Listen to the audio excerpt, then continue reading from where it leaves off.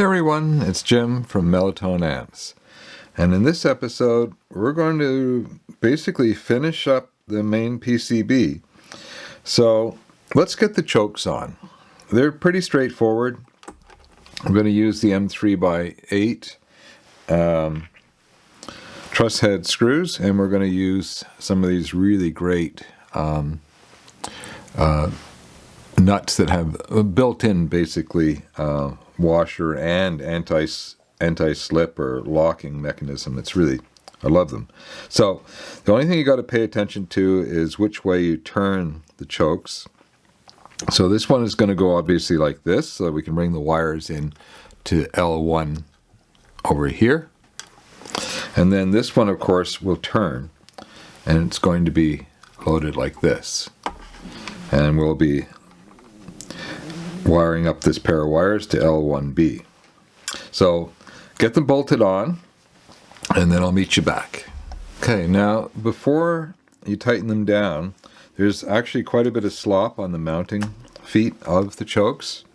So because we could use a little bit more room in this area here, I've slid it back as far as the back edge, and I'm going to actually move it back towards the middle a little bit, and I'll do the same over here, and then I'm going to tighten them down. Okay, up to it everyone. Okay, now the fun begins. So we've got to size the wires. Now we don't need to have too much extra wire, but we don't want to cut it so short that we can't actually maneuver the wire and install it. So don't be afraid to form sort of a little loop as to how it's going to go in nice and neatly, something like that. So that would be about this long, and I need a little bit more for the strip, and then that's it. So that'll go in like that, and this one will go in like this, and maybe a touch longer for the strip. And we'll do the same over here on this one, and I'll see you back in just a minute. Okay, everything is stripped and fitted. Now make a nice really tight twist on those wires, and I would only do one at a time and just line it up. It really helps if the wire is going in at 90 degrees to keep it from unraveling as it goes through the hole. It's got a lot of room, but if you're not careful, you're going to end up with a bunch of wires like this. So let's try that again. Let's just take our time, and let's bend it so that it's lined up. Try again.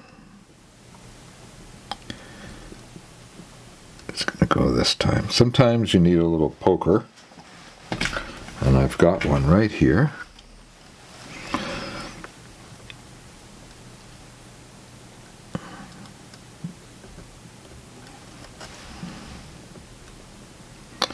Sometimes they're little devils and they just don't want to go. You could throw some tinning on it, but then you risk making the wire a little bit too big for the hole.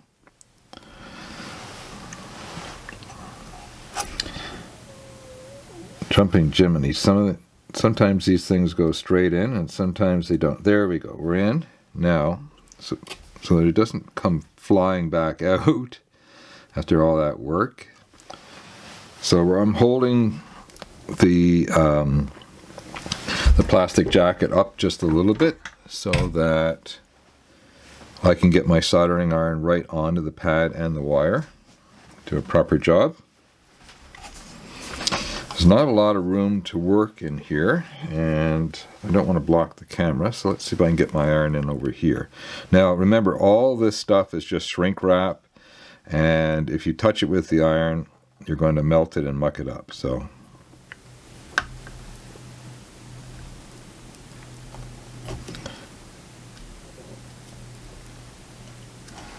there we go. Lovely. I'm going to finish the back side as well and make sure that that's touched up. But go ahead. I think you know what you're doing. Now, it doesn't matter which one of the pads which wire goes to, but it's obvious that this wire here, the one closest to this, makes the most sense, and then this one will wrap around like this, Let me get my finger out of the road and just go in there. In fact, it's almost in. So, okay, I'll see you back in a minute. Okay, well, we've got the last two components, and they're the largest, and that's typically how these boards are assembled, smallest to largest. And now, polarity is really important, because if these caps are put in reverse, not only will they explode, they'll explode big time. So, yeah. So make sure you've got your stripe on your stripe. I've even marked it with a black dot to key it in, but for this installation, you don't really need that. Now, this is where the build stands really come into their own, because the height of the build stand is almost perfectly aligned with the top of this. So we're going to flip this over, and we're just going to hold them, and we're going to get them back onto my little build area here. And I'm going to make sure that we don't, I'm going to take a look underneath, because we've got wire that could get stuck under one of the caps, and we do. And so I'm just going to pull that out, get that back in if I can. There we go. And I'll check again to see if all the caps are clear. And they are. They're looking good. And that's looking good. Okay. So there's a bit of mass. So I'm going to bring the temperature up just a little bit. 380 C, which is about 710 Fahrenheit. And we've got to basically get on and get off fast. So there's no room really for reworking or fixing a mistake. So get everything organized. Make sure your caps are facing in the correct direction, because getting them off, and I'm just checking mine now, and the negatives are both outboard. So you should be able to see the straps if you look that way through the side here. And I'm gonna press nice and firmly. I'm gonna just start the solder flowing, and oh, it's going. There we go. I'm gonna fill. I'm gonna hold down with my finger just like this until the solder cools off. And then I'm gonna hop over. I'll do the other side next.